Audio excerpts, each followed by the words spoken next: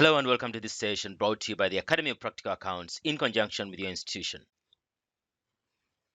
In this session, we are getting a quick overview of the facilities available in the creditors module, and that is module number 5, using this app for the self-employed. Now we've got form number 27. Form number 27 is for recording an overhead invoice or debit note.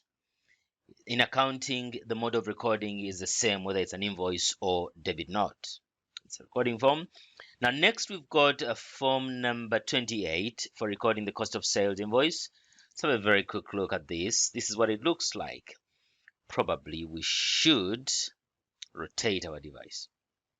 Okay, this is the form we use for recording cost of sales invoice. Let's get back. We're in number 5. Yes.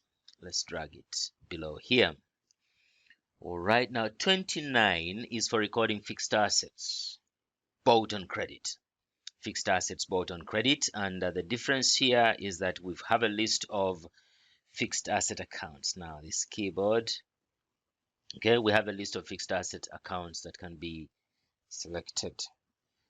Clicked the wrong button, and anyway, yes, yeah, and of course below here is the list of creditors. Apparently there's only one at the moment. Let's see, and the other accounts are still blank. Okay, now the next form, that is form 30, is for recording the overhead credit note. Now this credit note has an opposite effect to an invoice. So when products are returned to the supplier, we use a credit note. When they receive the product returns, they give a credit note to the business, and it effectively reduces the amount owed to the supplier. This is the form to use. Next to that, we'll look at a cost of sales credit note. Now remember, we've got a difference between cost of sales and overheads. Now cost of sales, these are direct expenses. Let's have another look at them. These are direct expenses where we have accounts 21 up to 44. Actually, 45 to 49 are also direct expenses. But then from number 50 up to account 180, those are indirect expense accounts.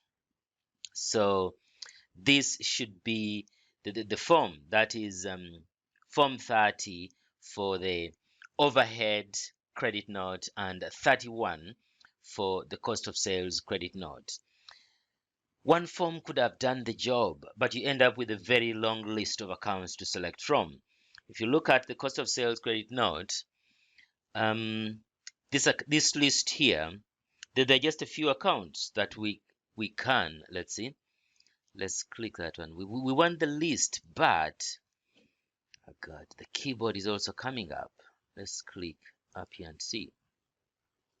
Let's click. Where do we click to get rid of the keyboard? Oh God, the keyboard is not disappearing. It's not disappearing. Anyway, you can check that on your devices. You should have a device as you go through this. So that's the cost of sales credit note. Now below here, let me see, the fixed assets credit note. Now we have a form for recording the fixed assets invoice, and then the reversal of the invoice is the fixed assets credit note. So that one reverses the other one.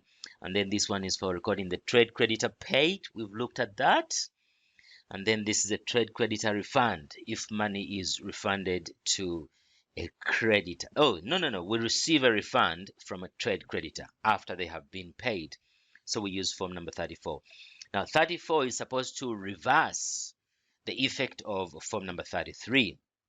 Now 35 is for accrued purchases invoice.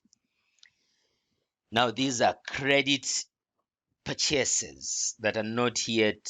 Oh yes, this is at the start of the financial year, where an expense incurred in the previous financial year was not recorded properly simply because the invoice was not there.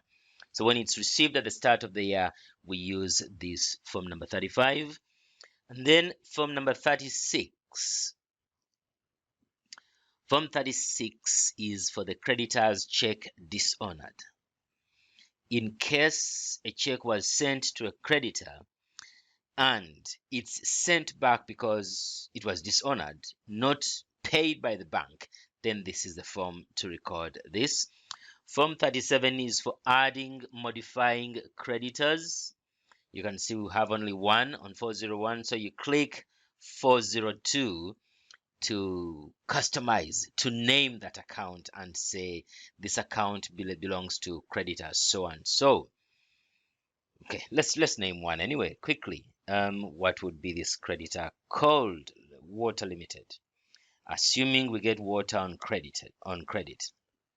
Okay, after doing that, click on the device. The keyboard should disappear.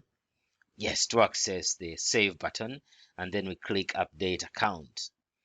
Now after we update that, we go back there, and when we go back to our list or any recording form, we shall find the water account. When you click below here, let's see, second account is Water Limited. That is what we have just created. Okay, now the next below here, let's see. Now this is for Form 38 is for recording the creditor's opening balance. That one was used earlier on. It was used earlier on. And now if we have an opening balance for Water Limited, we simply scroll up and then we select Water Limited, enter the amount, and it's posted accordingly. Remember, each of the recording forms has got a guide. Now let's scroll down here. The final form to use here is the creditor's previous year balance. Now, in case the business is running probably for the second year, and we need to compare the creditor's balance at the end of the previous financial year with the creditor's balance at the end of the current financial year, then the previous year balance is recorded here. We can't use any other form because we wouldn't access the creditor's ledger. There could be another form to use, but well, we need to amplify that task by giving it a separate form. And remember, there is a guide on each of the recording forms. You scroll up to access all the information. Well, that brings us to the end of all the facilities in the creditor's ledger. So from Form 27 to Form 39, those are the facilities we find in the creditor's ledger.